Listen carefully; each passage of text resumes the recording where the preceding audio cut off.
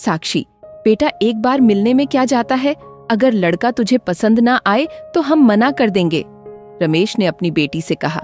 साक्षी, no पापा, मैं अभी शादी नहीं करूंगी तो कब करेगी? जब तेरे मुंह में दांत और पेट में आते नहीं रहेंगी तब करेगी शादी। 28 साल की हो गई तू, अब कोई बच्ची नहीं रही समझी। 21 साल तक हमारे खानदान की सारी लड़कियों की शादियां कर दी गई थी, साक्षी की बुआ ने गुस्से में कहा। साक्षी, जानती हूँ बुआ, इसीलिए कह रही हूँ, लेकिन शायद आप नहीं जानती, सब में और मुझ में बहुत फर्क है। साक्षी, ये क्या तरीका है बड़ों से बात करने का? बड़ों से ऐसे बात करते हैं, हम सब तुम्हारे भले के लिए ही तो कह रहे हैं। आखिर कब करोगी शादी? साक्षी के बड़े भाई ने कहा। तभी सबके बीच दबी आवाज में उसकी माँ रमा ने कहा, अभी क्यों नहीं करनी? जब तक तुम कुछ बोलोगी नहीं, सबको पता कैसे चलेगा कि आखिर तुम चाहती क्या हो?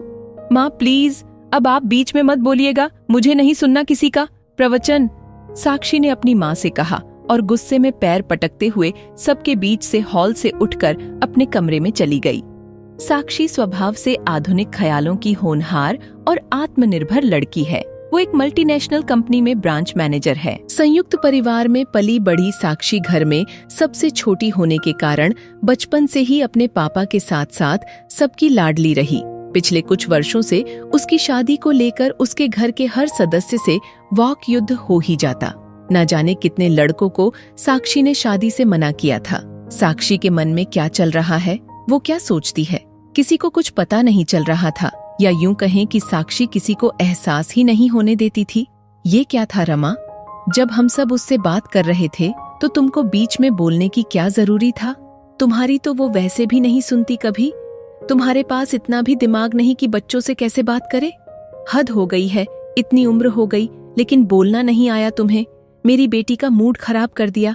अब जाओ, उससे माफी मांगो और खाने के लिए बुलाकर ले आओ।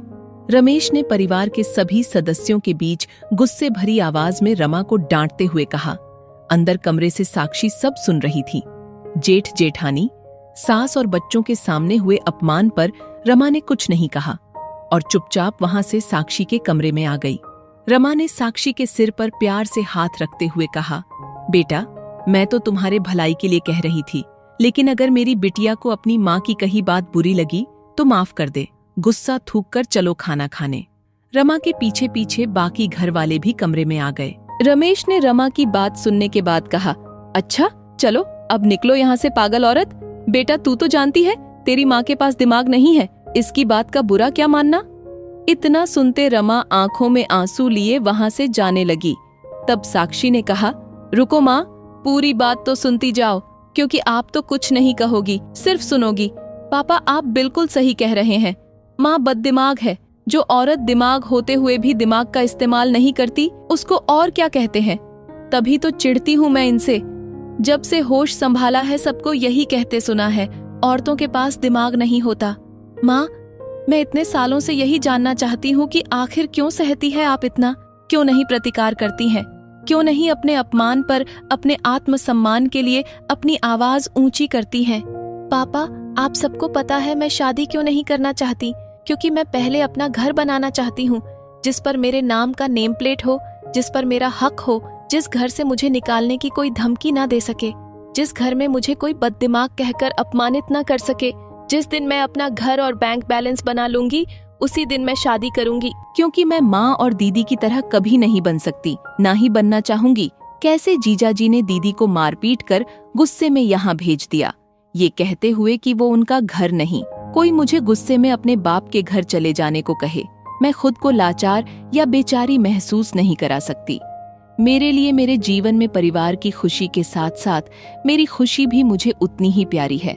साक्षी ने रमा का हाथ पकड़ते हुए कहा, माँ, आप इस दुनिया की सबसे अच्छी माँ, एक बहू और पत्नी हो, लेकिन आप खुद के लिए कभी कुछ नहीं कर पाई।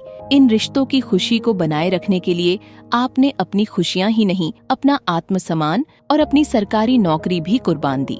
बचपन से सुनती आ रही हूँ दादी, पापा आपको गुस्से में कहते, ये तुम्हारा घर नहीं। नानी के घर जाने पर वो लोग भी यही कहते। आपके लिए ऐसे शब्द सुनती तो मैं सोचती, फिर आपका घर कहाँ है? आप अपने घर क्यों नहीं चलती? हमको लेकर और उससे भी ज्यादा गुस्सा तब आता है जब आप सब कुछ चुपचाप सुनती हैं। लेकिन जैसे जैसे उम्र बढ़ती गई मुझे मतलब समझ में आने लगा, इसलिए मैंने ये निश्चय किया, माफ कीजिएगा पापा, लेकिन मैंने पहले माँ और आपके, बाद में दीदी और जीजा जी के रिश्ते को देखकर ही ये निर्णय लिया कि मैं पहले अपना घर बनाऊंगी फिर शादी करूंगी, ताकि जैसे आप माँ को कहते थे कि अपने बाप के घर चली जाओ, ये घर तुम्हारा नहीं। वैसे कोई मुझे न कह सके, क्योंकि सामाजिक तौर पर हर महिला के 2 घर होते हैं, मायका और ससुराल, लेकिन असलियत मैं उसका अपना कोई घर नहीं होता। वो हमेशा ही दोनों जगहों के लिए पराई ही होती है।